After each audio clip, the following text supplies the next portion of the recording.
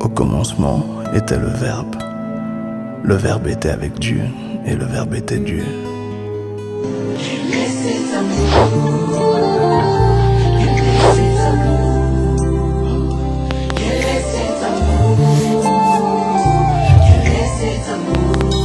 Oh, quel est cet amour?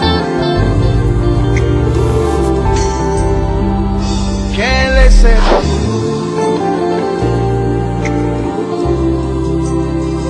À toutes, shalom à tous. Je voudrais souhaiter aux unes et aux autres la bienvenue au centre évangélique Le Verbe divin. Et je ne doute pas que notre Dieu va nous faire du bien.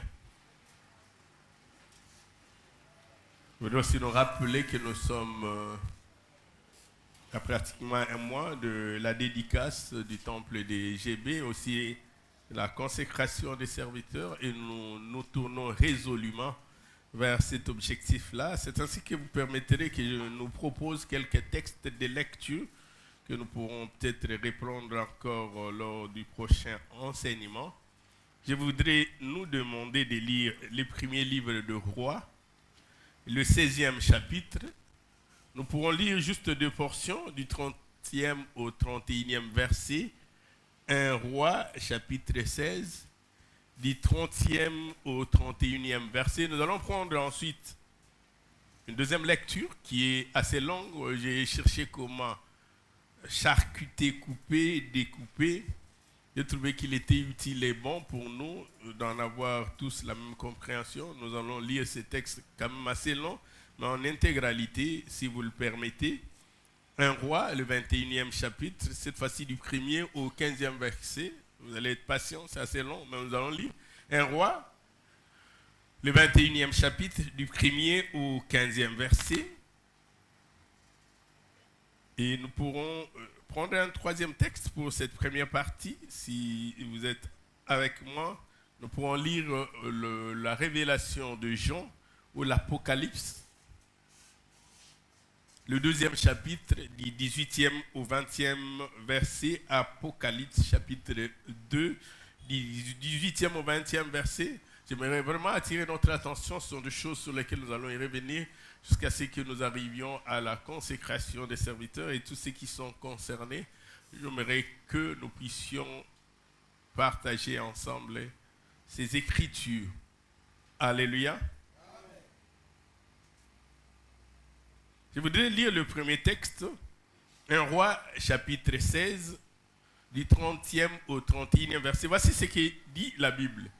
Akab, fils d'Omri, il fit ce qui est mal aux yeux de l'Éternel, ce qui est mauvais, ce qui est condamnable, ce qui est préjudiciable.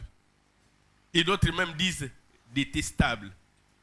Plus que tous ceux qui étaient avant lui, tous ceux qui ont été rois avant lui, tous ceux qui ont régné avant lui. Et comme si c'eût été pour lui peu de choses, moindres, négligeables, de se livrer au péché de Jéroboam, comme si cela ne suffisait pas. Akab prit pour femme Jézabel, fille d'Etzbal, roi des Sidoniens. Et pire, Akab alla servir Baal et s'est prosterné devant Baal. Nous allons revenir abondamment sur ces textes. Les termes, je voudrais nous le proposer. Nous allons parler de l'apostasie. Apostasie de Jézabel. Je voudrais nous demander de lire 1 Roi, le 21e chapitre, à partir du premier verset. Est-ce que nous avons trouvé un roi? Si nous avons trouvé, j'aimerais que nous lisions. Nous allons aller méthodiquement et ensemble. 1 Roi, le 21e chapitre, est-ce que nous avons trouvé? Je voudrais vraiment me faire comprendre, et comme quelqu'un qui transporte une charge et qui voudrait donner à chacun la portion qui lui convient. 1 Roi, le 21e chapitre, à partir du premier verset, voici ce que dit la Bible. Après ces choses, nous sommes toujours en train de parler du roi Akab. Nous sommes toujours en train de parler de sa redoutable femme, Jézabel. La Bible a dit, comme si cela était peu de choses pour Akab de se livrer au péché de ses pères, au péché de Jéroboam. Akab avait fait pire encore. Il alla prendre pour femme Jézabel. Une manière pour Dieu, non seulement de condamner ses premiers péchés, mais de condamner encore le mauvais choix opéré par Akab avec comme succession ce culte donné à Baal et à Astarté. 1 Roi chapitre 21. Après ces choses, voici ce qui arriva. Naboth de Jizréel avait une vigne à Jizréel, à côté du palais d'Akab, roi de Samarie. Roi de Samarie voudrait dire roi qui siégeait à Samarie, qui avait comme siège Samarie. En réalité, il était roi du royaume du Nord, comme on disait, du roi de Jérusalem pour parler du royaume du Sud. Deuxième verset. Akab parla ainsi. D'autres disent même avec diplomatie, avec sagesse. Et d'autres ajoutent même avec courtoisie et politesse. Comment un roi peut se comporter de manière élégante. Il va dire à Naboth, cède-moi ta vigne, pour dire, vends-moi ta vigne, pour que j'en fasse un jardin potager. J'ai un projet. Car, coïncidence, ta vigne est tout près de ma maison. Tu es mon heureux voisin. Je t'ai donné à la place. Alternative numéro 1. Une vigne meilleure, qui malheureusement n'est pas à côté du palais. Ou cela, si cela ne te convient pas, si cela ne te plaît pas, si cela ne t'arrange pas, je te payerai la valeur, le prix, la contre-valeur, ce que tu voudras en argent. Je te propose un troc. Je te donne une vigne meilleure que la tienne. La tienne a seulement un avantage à côté du palais. Mais si tu ne veux pas de ma vigne, je suis prêt à te donner les prix correspondants. Verset 3. Mais Naboth refusa. Répondit négativement à Akab. Il dit que le Seigneur me garde de vendre, de céder, de donner l'héritage de mes pères pour dire ce que moi j'ai reçu. Je voudrais aussi léguer aux autres. Je ne vais pas provoquer une rupture, je ne vais pas provoquer une cassure. Tu n'es pas les derniers. Alléluia. Pense aux autres. Dis à ton voisin, pense aux autres. Dis à ton voisin, tu n'es pas le seul. Dis à ton voisin qu'on kata singate. Verset 4. Akab rentra dans sa maison. Akab rentra au palais. N'avoir pas réussi la négociation. N'avoir pas conclu le contrat d'achat. Et comme il fallait s'y attendre, il rentra triste. Mais aussi, quelque peu, d'autres disent irrité, d'autres disent déçu, d'autres disent même désappointé, à cause de cette parole de Naboth, de Jizréel, qui lui avait dit, je ne te céderai pas l'héritage de mes pères. Je rappelle qu'Akab est roi. Mais Akab n'est pas seulement roi. Akab a pour femme, comme reine, Jézabel. Akab se coucha sur son lit, détourna le visage. Il manqua d'appétit, d'autres disent qu'il était inappétant. Il ne mangea point. Désolé, triste, abattu, fatigué, lessivé. Verset 5. Jézabel, c'est d'elle qu'il s'agit, la redoutable, vint auprès du roi et lui dit, pourquoi as-tu l'esprit triste et ne manges-tu point? Nous voulons rappeler que les rois, quand la table du roi était apprêtée, il était impossible pour le roi de dire, je ne mange pas ces repas parce qu'il était interdit de ne servir au roi qu'un seul repas. D'autres disent même qu'il y avait des assortiments qui dépassaient 30 repas différents. Il avait le choix. Donc ce n'était pas un problème de repas où les poissons, tout y était. Et donc s'il ne mangeait pas, ça devait être une autre raison. Et c'est que manger le roi était sélectionné. On ne pouvait pas prendre ce qui est chétif, on prenait ce qui est gras. Et donc, s'il ne mangeait pas, c'est qu'il avait un problème. Pourquoi tu l'air triste et ne manges-tu point? Le roi a répondu à la reine, j'ai parlé à Naboth. D'autres disent même, j'ai supplié Naboth. D'autres disent, j'ai imploré Naboth. J'ai sollicité sa bonté, sa bienveillance, sa compréhension.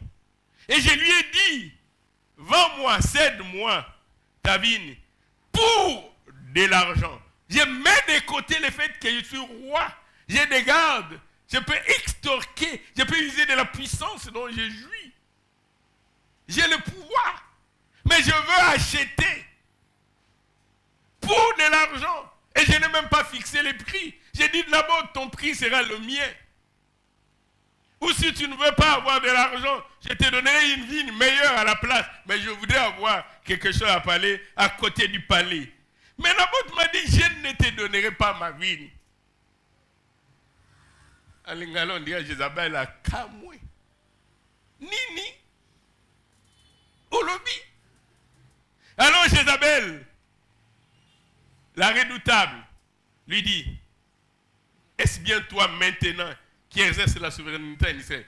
Tu es en train de parler, est-ce que tu oublies que tu es souverain? Tu oublies que tu es roi? Tu oublies que tu es commandant suprême des armées? Tu oublies que tu es, même au niveau de la justice, tu es le juge suprême? Tu oublies que ta parole a la force de loi?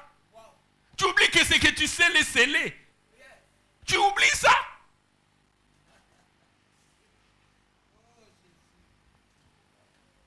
Mets-toi là-bas, Jézabel. J'imaginais Jézabel disant à Akab, je vais t'enseigner ce qu'est être réellement roi. Toi, tu ne sais pas.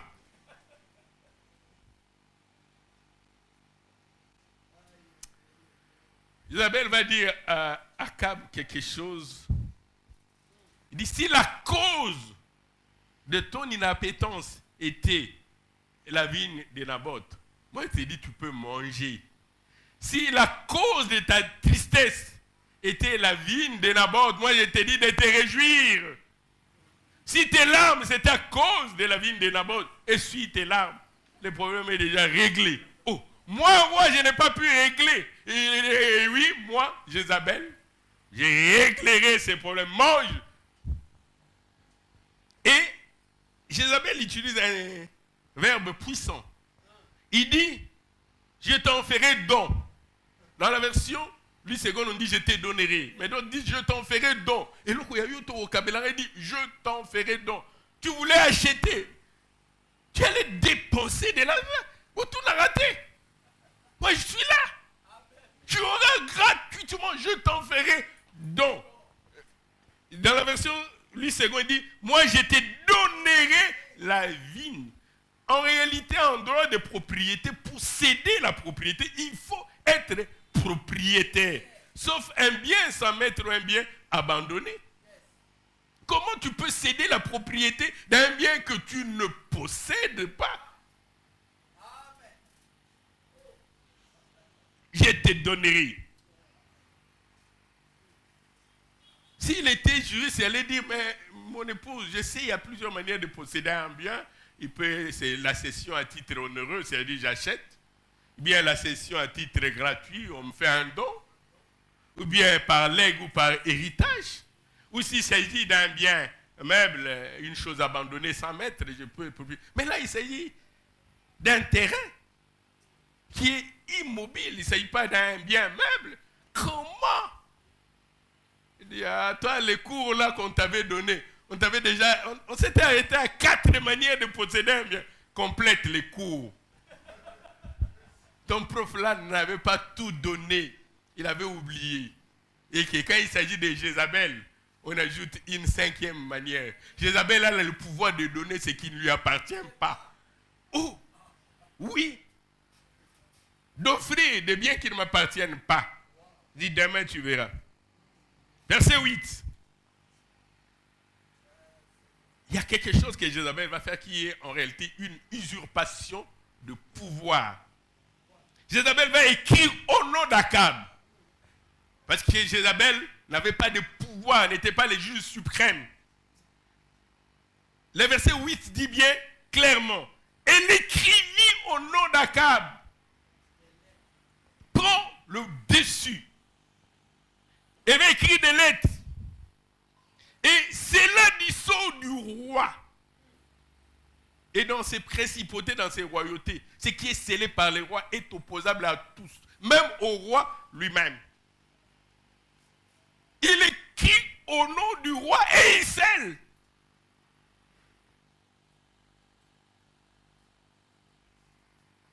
Dangereuse cette Jézabel, capable de se situer au-dessus du roi, de prendre des décisions. Et nous y reviendrons parce qu'on va parler de l'apostasie. Parce que Jézabel va entrer dans l'église et commencer à prendre des décisions. Et que Jézabel envoya aux grands, aux magistrats, aux surintendants, aux gouverneurs, aux princes, aux principaux chefs qui habitaient avec Naboth dans sa ville. Verset 9. La Bible dit, voici ce qu'il affirma. D'autres disent ce qu'il écrivit. Et ce que Jézabel a écrit comme c'est scellé du sceau royal, c'est considéré comme une vérité absolue. Voici ce qu'elle écrivit. Publiez, jeune. Placez Naboth, exactement comme l'avait fait David, quand il avait convoité la femme de Uri, les Hétiens. Qui soit à la tête du peuple. Naboth est chef du peuple. Non, pas à la tête comme chef, mais pour être vu. Et on mettait en face de lui. Il pouvait se contenter de dire 2 hommes, parce que la parole devait s'accomplir. Mais Jézabel ajoute, mettez en face de lui 2 méchants, graisseux, malveillants.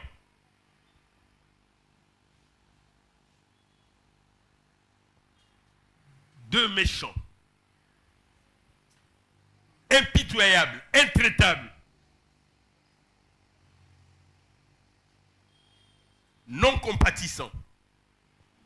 Des gens qui ne pouvaient même pas être émus si Naboth se mettait à pleurer. Des hommes extrêmement méchants qui vont faire une déposition contre lui. Et ils diront, Naboth, tu as maudit Dieu. Quel crime abominable. Et comme si cela ne suffisait pas, tu vas maudire le roi, le grand Akab. Puis menez-les dehors. Et appliquer sur lui la sanction qu'il mérite. Les jugements étaient déjà écrits. La mise en scène lancée. Et l'exécution parfaite par ces méchants intraitables que Jézabel avait pris soin de choisir. Ne les lapidez pas pour qu'ils soient blessés, fracturés. Lapidez-les jusqu'à ce qu'ils meurent. Et pas seulement qu'ils meurent, mais que vous ayez la certitude de la mort. Il peut s'évanouir et vous pensez qu'il est mort. Continuez à les lapider. Lapidez-les tellement que quand il mourra, qu'il n'y ait point de doute quant à sa mort. Et les gens de la ville de Naboth, les anciens, les magistrats qui habitaient dans la ville, agirent exactement comme Jézabel leur avait fait dire, d'après ce qui était écrit dans les lettres qu'il avait envoyées. Verset 12. Ils publièrent les jeunes et placèrent Naboth. Et les 2 méchants, choisis au volet, vinrent en face de lui. Et ils exécutèrent parfaitement ce qui leur avait été demandé. Naboth, qui es-tu pour te situer au-dessus de Dieu, au point de maudire Dieu et de maudire le roi. Naboth n'avait même pas eu droit à un avocat pour plaider sa cause. Il n'avait même pas eu droit à un appel. Il ne pouvait pas faire appel. Il ne pouvait pas aller en cassation. Parce que celui qui avait rendu les jugements était les juges suprêmes. Si c'était les juges en première instance, il pouvait faire appel. Mais c'est les juges suprêmes. Et la décision était sans appel. On amena Naboth. Et comme il était considéré comme un pestiféré, il ne devait même pas mourir dans la ville. On devait les lapider hors de la ville. Et Naboth mourut. Et ces gens envoyaient les messages dire, pas au roi. Le roi passa en seconde position. La femme était tellement dominante qu'on voyait plus la femme que le roi. Et les messages n'étaient pas destinés au roi. Les messages étaient destinés à la toute-puissante. Verset 14, nous pouvons les lire ensemble. Et ces gens envoyèrent dire, pas à Akab, dire à Jézabel, Naboth a été lapidé. Naboth est mort. Verset 15, lorsque Jézabel a appris que Naboth avait été lapidé et que Naboth était mort, elle dit à Akab, lève-toi. Akab n'a pas besoin de se lever de lui-même. Akab exécute, met en pratique ce que la redoutable Jézabel dit. Quand elle dit, à quel moment elle dit, de quelle manière elle dit. Lève-toi, prends possession de la vigne de Naboth, qui a refusé, qui a eu le malheur, le toupet, les culots, de refuser de te les vendre pour de l'argent. Car Naboth n'est plus. En réalité, Jézabel avait signé un acte de cession, offrant ses terrains bénévolement à Akab. Considérant ces biens comme étant un bien sans maître, un bien abandonné, logiquement, on aurait dû mener des enquêtes, vérifier si Naboth n'avait pas un proche parent qui pouvait hériter de lui. Un enfant éloigné, oublié, un oncle, une tante. On n'en a pas besoin. Jézabel a parlé. Et d'ailleurs, qui osait, qui pourrait, et même si d'aventure il aurait existé un ayant droit et un ayant cause, qui aurait pu s'élever pour dire, comme Naboth est mort, je suis l'ayant droit, je suis l'héritier. Même si, je le dis moi-même, s'il aurait existé, la sagesse aurait été la prudence. Et la prudence serait de se cacher. Si le vrai propriétaire a été dépossédé sans procédure, à combien plus forte raison celui qui pensait pouvoir hériter de lui. J'aimerais que nous lisions les livres d'Apocalypse pour situer les contextes de notre enseignement. Révélation de Jean dans le 2e chapitre, à partir du 18e verset. Est-ce que nous sommes toujours ensemble? Est-ce que nous sommes toujours ensemble? Y a-t-il quelqu'un qui comprend ces choses? Est-ce qu'il y a quelqu'un qui comprend ces choses? Révélation de Jean, chapitre 2, à partir du 18e verset. Voici ce que dit la Bible. Écrit à l'ange de l'église de Thyatire. Écrit, annonce. Voici ce que dit le Fils de Dieu. Celui qui a des yeux comme une flamme de feu et dont les pieds sont comparables, semblables à des lérins ardents. Voici ce que le Fils de Dieu dit à l'église de Thyatire. Je connais tes œuvres, ton engagement, ton dévouement. Je connais ton amour. Je connais tes bienfaisances, il voulait dire. Il dit, je connais ta foi. Je sais que qui est un fidèle serviteur. Il ajoute, je connais ta constance. Je connais, je sais. Tes dernières œuvres, plus nombreuses même que les premières. Tu vas toujours de mieux en mieux. Et tu en fais toujours et toujours. On pouvait même déjà se mettre à acclamer pour l'église de Thyatire. Le saint, le véritable, dit qu'il connaît ses œuvres. Voici ce qu'on dit de l'église de Thyatire. Il y a l'amour, la foi, les fidèles services, la constance, les dernières œuvres plus nombreuses. Mais malheureusement, mais ce que j'ai contre toi, mais j'ai, il y a mingi.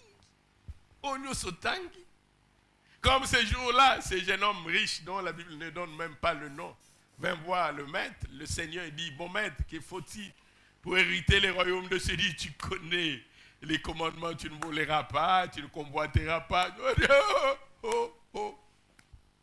Tout ce que tu dis là, moi, c'est pas aujourd'hui, c'est depuis mon enfance.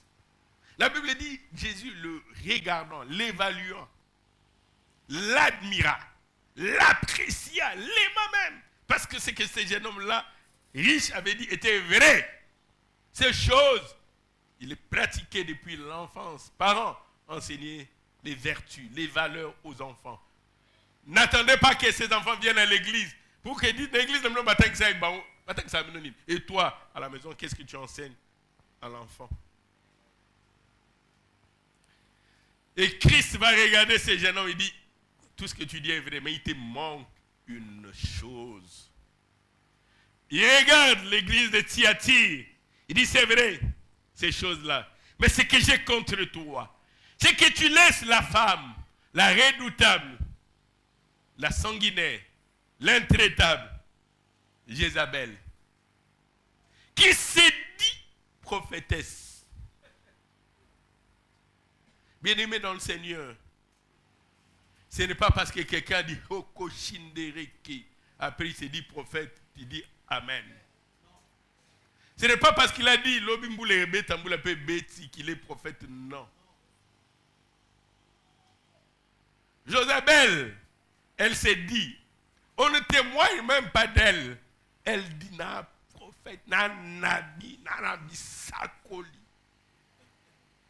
Elle s'est dit, parce qu'elle s'est dit prophétesse, toi, église de Thyatire, tu la laisses enseigner et séduire mes serviteurs. Église de Thyatire, réveillez-vous. Ce n'est pas parce que Jézabel s'est dit prophétesse que tu dois la laisser enseigner à l'église et séduire mes serviteurs.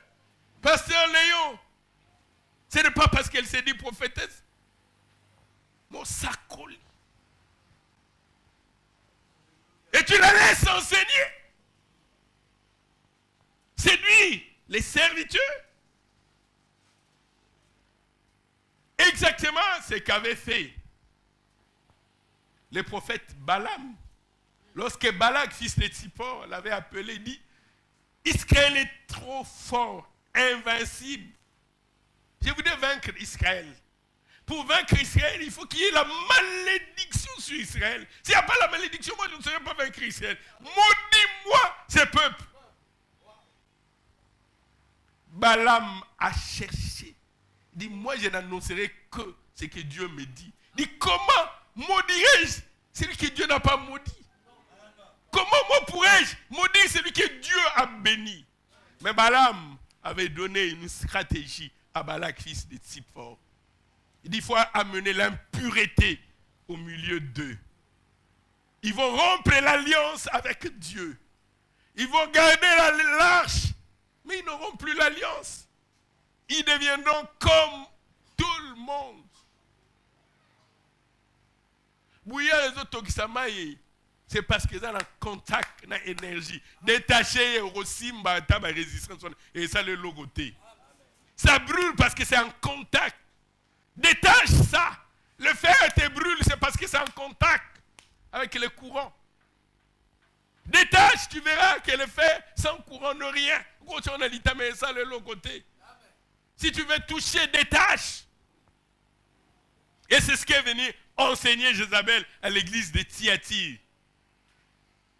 Mangez la viande sacrifiée aux idoles et ça binonine. Et ça biloko côté, biloko. Nana que la monde mette nzambe. Mangez.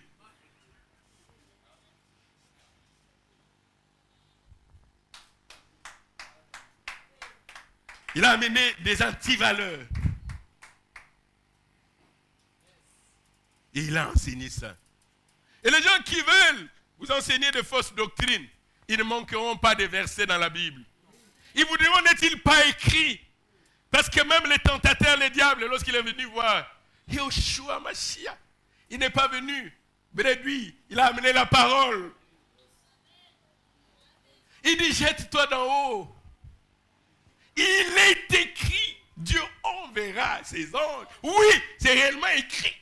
Il n'avait pas menti pour asseoir sa fausse doctrine. Il a besoin des écrits. Église de Thyatire, ne laissez pas Jézabel enseigner la fausse doctrine.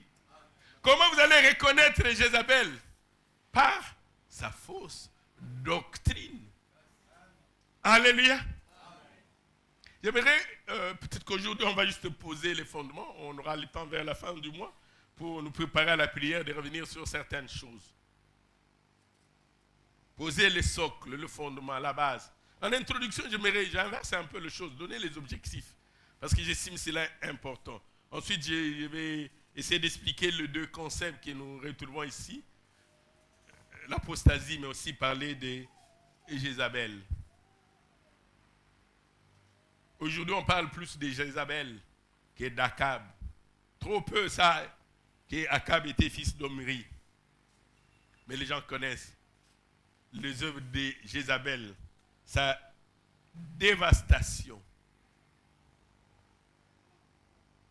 Je voudrais que nous nous donnions comme objectif de commun accord ensemble. Pas seulement les administrateurs, les pasteurs, le berger, mais tous, d'être à la sentinelle. Ce rôle de sentinelle que chacun devra jouer. Vous êtes à l'église, le pasteur Antoine Beau n'est pas là, le pasteur Léon Gandou n'est pas là, le pasteur Joseph Pingaka n'est pas là, on vient vous enseigner de fausses doctrines. Vous dites, ah, ce pasteur Azara Kalingao Kataye. Nous, notre fondement, c'est la Bible. Amen. Si vous nous amenez des choses qui ne sont pas scripturaires, Atoza Trishop, Kentishop, Sextishop, Katayo.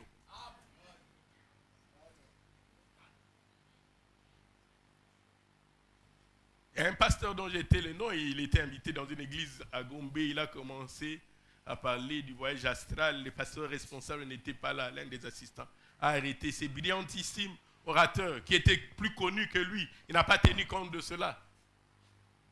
Il y a vu sur YouTube, like nombre d'abonnés, on peut vérifier, c'est vrai. Mais quand tu es en dehors, l'église est qui a mis c'est vrai. Mais obimi libanda.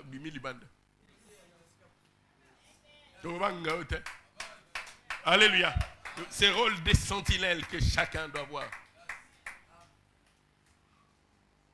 J'aime beaucoup ces frères que Paul et Silas avaient rencontrés à Bérée. J'aimerais parler d'eux dans Actes des Apôtres, chapitre 17, versets 10 à 11.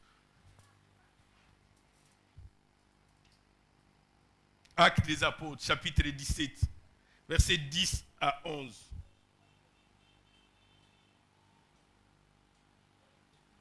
La Bible dit, aussitôt les frères firent partir de nuit Paul et Silas pour Bérée.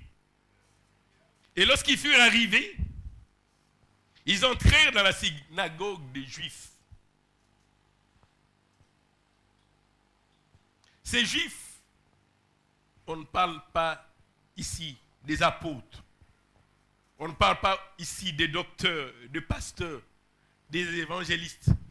On parle d'un peuple quelqu'un dirait des citoyens, qui avaient des sentiments plus nobles que ceux des Thessaloniques. Ce peuple reçut la parole avec beaucoup d'empressement. Il dit, c'est un peuple. J'ai dit, il ne s'agit pas d'apôtres. Les apôtres, là, c'était Paul et Silas. Il ne s'agit pas de pasteurs, de docteurs, mais ils étaient des sentinelles.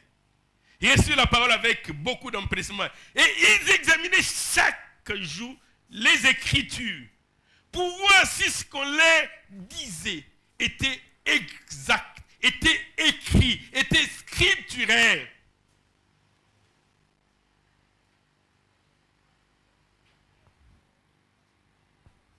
Tu viens nous dire l'épître aux Hébreux a été écrit par Paul. Bon, si moi je ne trouve pas ça dans la Bible, tu ne vas pas me convaincre. C'est possible, ça peut être lui. Mais comment je peux baser ma foi sur une hypothèse? Il est possible, il est probable, il s'est fait, il pourrait. Non, comme ce n'est pas écrit, laisse ces détails-là.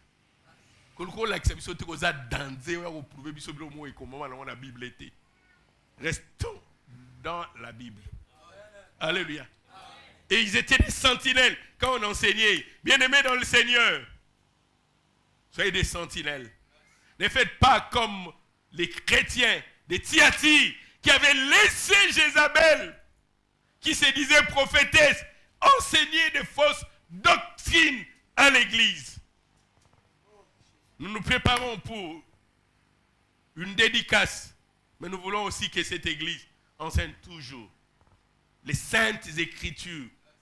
Au Mikolo, révélation, et sika. Et tu pas bateau, au Nigeria, il y a une révélation et sika. Nous prenons seulement la Bible. Non, la Bible n'a pas tout dit. Il y a deux choses. Okay. Alléluia. Nous éveiller, premier objectif, donc, disais-je, être à la sentinelle. Deuxième objectif, nous préparer à la consécration. Nous allons y travailler tout le mois. Il y a deux points qui sont essentiels lorsqu'on veut se préparer à la consécration.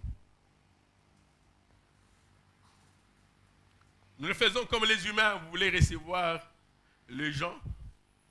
Je vois même dans les résidences, quelle que soit la cérémonie, on cherche à décorer.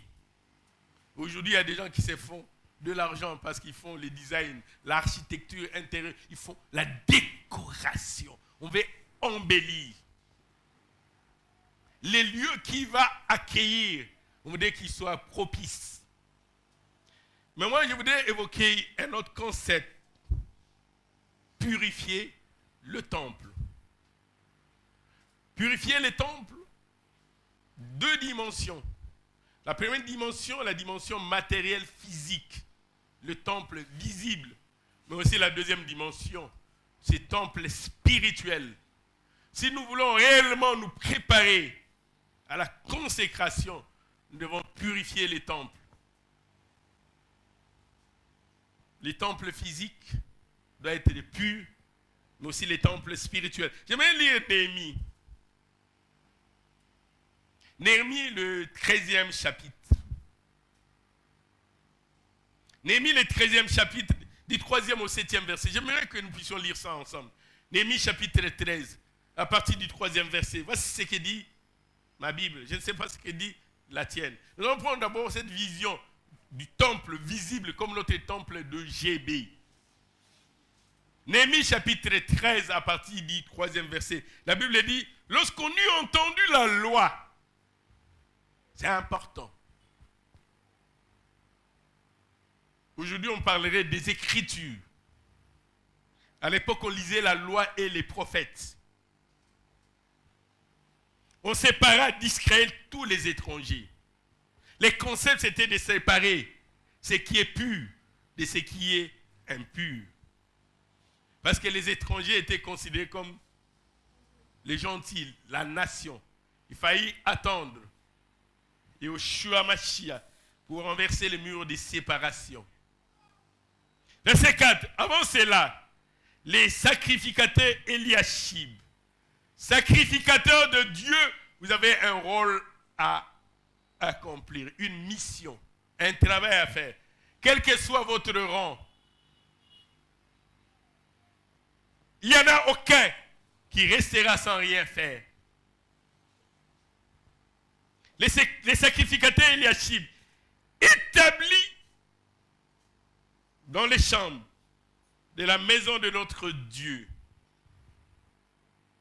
J'aimerais que vous me suivez correctement. C'est ainsi que vous pourrez résister à Jézabel. Qu'est-ce qu'Eliashib avait fait? Mais pourquoi les autres avaient laissé Eliashib faire?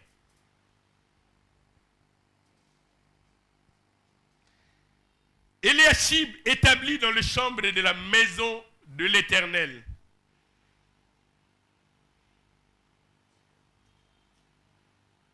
Et parents de Tobija avaient disposé pour lui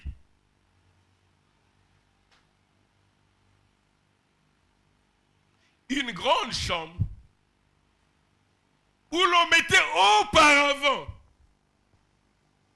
les offrandes, l'encens, les ustensiles, la dîme du blé, du mou et de l'huile, et ce qui était ordonné pour les Lévites, les chantres et les portiers, et ce qui avait été prélevé pour les sacrificateurs. Voici ce qu'on a rapporté à Néhémie. Je ne sais pas si vous me comprenez. Est-ce qu'il y a quelqu'un qui me comprend? Est-ce qu'il y a quelqu'un qui me comprend? C'est un sacrificateur qui dit, dîme, sortez, encens. Oncle, mettez-vous, chambre comme il y a eu. Où? Cette chambre-là était destinée à quoi? Ah, c'est les sacrificateurs de Dieu qui a dit. Hein? Néhémie vient, il trouve ma boulangeti, ma papa, ma gobelé, ma brosse à dents. Il dit ça, c'est quoi? Oh, mbrecha, ya oncle. Oncle.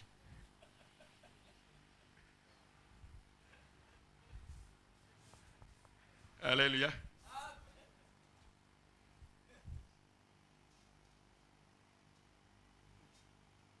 Jérémie dit, je n'étais point à Jérusalem quand tout cela eut lieu, car j'étais retourné au plus du roi la 32e année d'Artaxerxès. Et à la fin de l'année, j'obtins du roi la permission et de revenir à Jérusalem. Et je m'aperçus du mal qu'avait fait Eliashib en disposant une chambre pour Tobija dans les parvis de la maison de Dieu. Bien-aimé dans le Seigneur, quand on parle d'Eliashib, on parle d'un sacrificateur. Ne soyez pas aveuglés.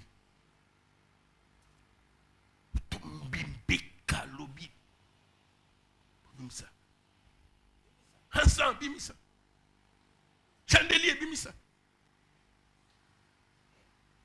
Oncle Nangaza Andaga Ofanda, bimisa. Oh, tu as un bon papa, bimisa. Qu'est-ce qu'il y a dans le temple de Dieu? J'aimerais prendre cette image pour nous aider à purifier le temple. Non seulement on a pris une chambre qui était préparée à recevoir les choses consacrées pour Dieu, mais on va mettre un incirconcis, occuper une portion du temple, parce que c'est seulement un parent, un oncle, un neveu, un cousin. Nous n'allons pas consacrer le temple dans ces conditions-là. Il faut purifier le temple. Je vais parler de ce qu'avait ordonné le roi Ilkija. Non, c'est que le roi avait ordonné, au sacrificateur Ilkija. Ces choses-là, dans l'ancienne alliance, étaient devenues monnaie courante. Et même lorsque Jésus vint au temple, vous allez vous souvenir, qui avaient, des commerçants qui avaient pris possession du temple. Pas seulement des changeurs de monnaie. Je ne sais pas comment les temples étaient, mais les gens venaient vendre même les bœufs. Au Lukantaba, ah! Moi, il a dit, ne soit aucun église, tabac bien, ma fouta. Permettez la carte. Quand tu vas bien au Lukantaba, un devise va changer. Pour ça, maille, jus au mélano. Même bien, dans tes canamons. Ces choses-là, on doit purifier le temple. 2 Rois chapitre 23, à partir du 4e verset. Je suis en train de poser les fondements pour que nous parlions plus tard de l'apostasie. Ces faux enseignements qu'apporte la doctrine de Jézabel. 2 Rois chapitre 23, à partir du 4e verset. Le roi ordonna à Alkija, le souverain sacrificateur, aux sacrificateurs du second ordre, et à ceux qui gardaient le seuil, de sortir du temple de l'Éternel tous les ustensiles qui avaient été faits pour Baal, pour Astarté, et pour toutes sortes de divinités, pour l'armée des cieux. Je ne sais pas si vous me comprenez. On est toujours ensemble. Est-ce qu'on est ensemble?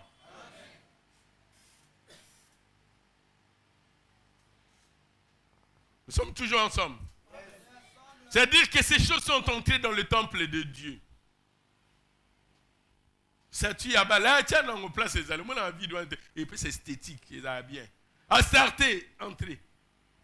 L'armée des cieux, entrée. Est-ce qu'on peut rendre dans ces conditions un culte que Dieu va agréer? Tant qu'il y aura des interdits dans le temple, Dieu n'agréera pas le lieu. Le lieu doit être purifié. Élishab avait amené son oncle. Il n'est pas digne de rester dans le temple, il doit quitter. Toutes les choses dédiées aux rois païens, aux dieux païens, aux divinités, à l'armée des cieux, dehors. Et il les brûla hors de Jérusalem, dans les champs de Cédron, et en fit porter la poussière à Bethel. Il chassa les prêtres des idoles, les prêtres de Baal, les prêtres d'Astarté. Pasteur, si quelqu'un vient, il enseigne autre chose que les Saintes Écritures. N'hésitez pas à les mettre à côté. Il chassa les prêtres des idoles. Ils étaient prêtres dans le temple, mais prêtres des idoles. Il n'amenait pas le peuple à adorer les dieux invisibles. Il leur disait, vous pouvez aussi adorer les dieux visibles. Il chassa les prêtres des idoles. Si vous voyez quelqu'un vous amener l'idolâtrie, pasteur, chassez-le du temple. Ne l'épargnez pas. Il y a parmi les liboso quand même. Tondimaï quand même. Il vous amène l'idolâtrie.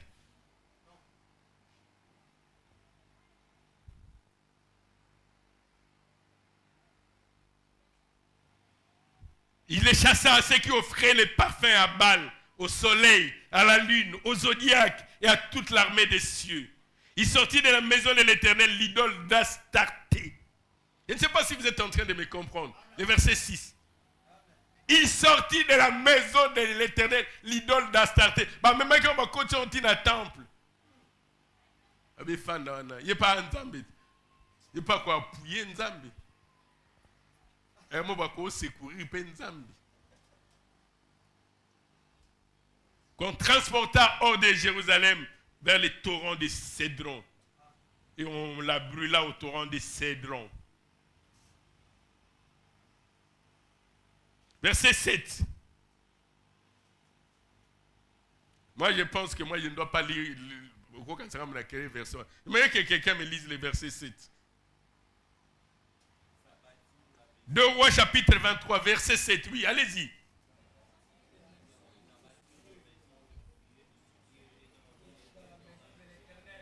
Non, peut-être que c'est pas vrai. Non, relis un peu. Peut-être que moi j'ai un problème de compréhension.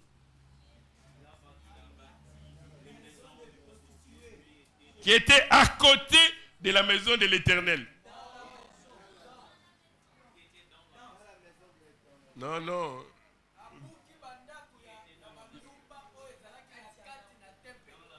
Dans. Est-ce qu'il y a... C'est pas une erreur. Dans la maison. Ou bien c'était à côté tout près. Quelqu'un a une autre version de la Bible. Moi, je voudrais être convaincu. Il a bâti les maisons de prostituées qui étaient dans... Il faut voir où l'apostasie était. Donc, vous voyez, nous, on a un temple. Après culte, on recrutait d'eux. Dans la maison de l'Éternel. Oui, je peux moi quoi, on nos tentes.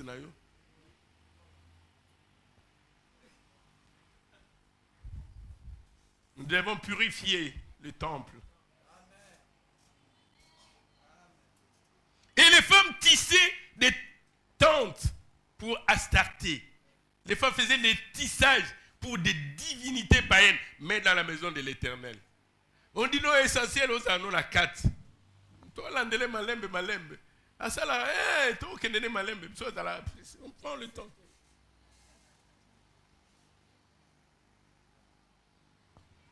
Alléluia. Ce sont des choses tristes lorsqu'on laisse Jézabel enseigner. J'ai parlé du temple visible, physique, mais j'aimerais aussi, puisque nous sommes en train de nous préparer pour la consécration, parler de ces temples spirituels. Paul l'a dit plus d'une fois aux Corinthiens, quand nous lisons la première lettre de Paul aux Corinthiens, 1 Corinthiens chapitre 3, verset 16. 1 Corinthiens chapitre 3, verset 16. Nous pourrons aussi lire 1 Corinthiens chapitre 6, verset 19. 1 Corinthiens chapitre 3, verset 16. 1 Corinthiens chapitre 6, verset 19. Il y a des gens qui sont venus attendant que je dirais, vous serrez la tête et non la queue. Attendez. Il y a des gens qui sont venus, jusque-là, je n'ai pas encore dit, tu seras toujours haut et jamais bas. Sois patient. Ça viendra, mais pas aujourd'hui. Si tu es déçu, c'est comme un malade à qui on doit faire une piqûre pour qu'il soit guéri. On ne va pas changer de traitement si c'est ça le seul.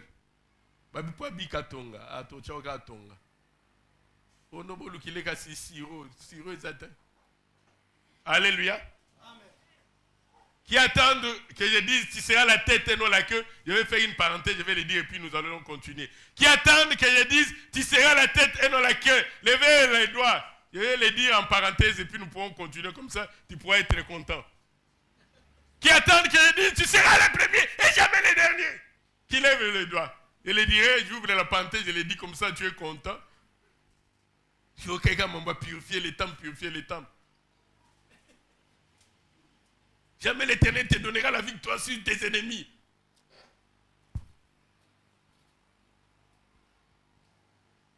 Je voudrais parler du deuxième temple, celui qui est spirituel. Dans 1 Corinthiens chapitre 3, verset 16, Paul dit quoi? Paul dit quoi?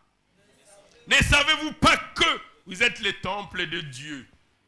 Lorsque nous voudrons nous préparer à la consécration, c'est vrai, nous allons sortir les prostituées qui ont érigé leur tente.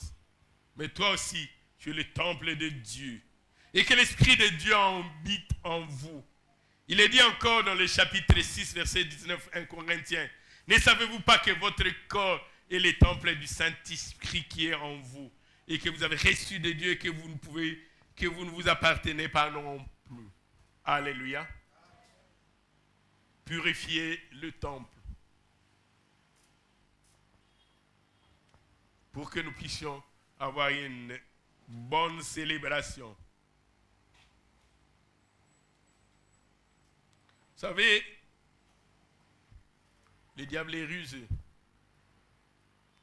Il va te dire non, contente-toi de ça. Accepte d'abord pour un début. Moni batwana ba bendaka batu l'église. Moni batwana batana basakoli. Boina bango muke muke bo ando bimisa bango muke muke. Mais pour un début, talaka pasteur wana banda na bango ezaki impact akosakana te. Ça va encore pour wana pana monsieur esimbate. Alléluia. Esimbate pana monsieur. Nous avons dit premièrement purifier les temples. Nous allons terminer et peut-être continuer lorsque nous allons commencer la préparation de la consécration. Deuxième chose, et puis nous allons prier, j'aimerais demander aussi au chantre de s'apprêter. Il faut que vous placiez les serviteurs, les lévites, les sacrificateurs dans leurs fonctions.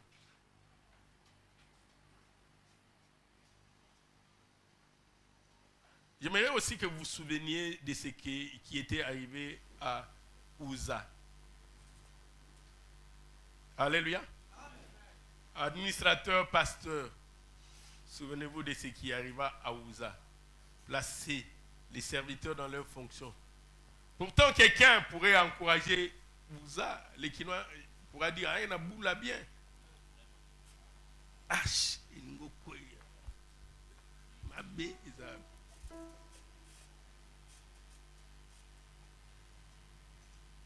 bon, monter, il t'ose la pasteur Jacques a retardé, petit mot bouépé. Tout le monde a bien, courageux. Il petit toi, place. Pasteur, il était toi, bêta. Courageux, petit.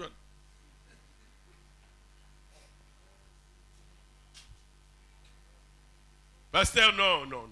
Si ce n'est pas lui, c'est pas lui. Ce n'est pas Uza, ce n'est pas Uza. Oh, mais arche kokoué, c'est un problème de Dieu.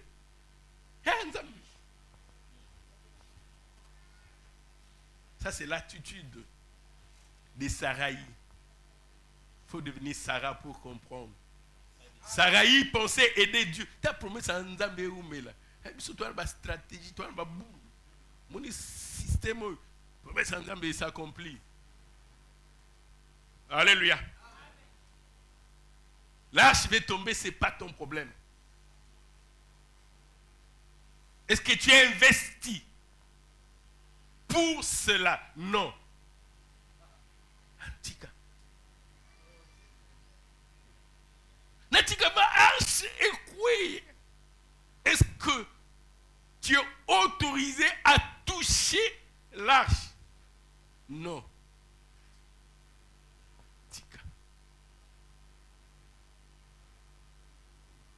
Quelqu'un disait ces jours-là dans la barque, et si on n'avait pas réveillé Jésus-Christ? Et vous pensez qu'est-ce qui serait arrivé? L'eau remplissait les barques. Jésus a la ligne, appelle à la ligne. Yo lali, yo maître lali. Au vivre, non? Appelle à la ligne. Si on n'avait pas réveillé Jésus-Christ, pensez que la fin de Jésus-Christ, et ces jours-là, ils entraient dans la barque. Après, ils se noyèrent. Ainsi, c'est terminé le ministère de Jésus-Christ. Il est mort par noyade. Et c'est par sa noyade que nous sommes sauvés.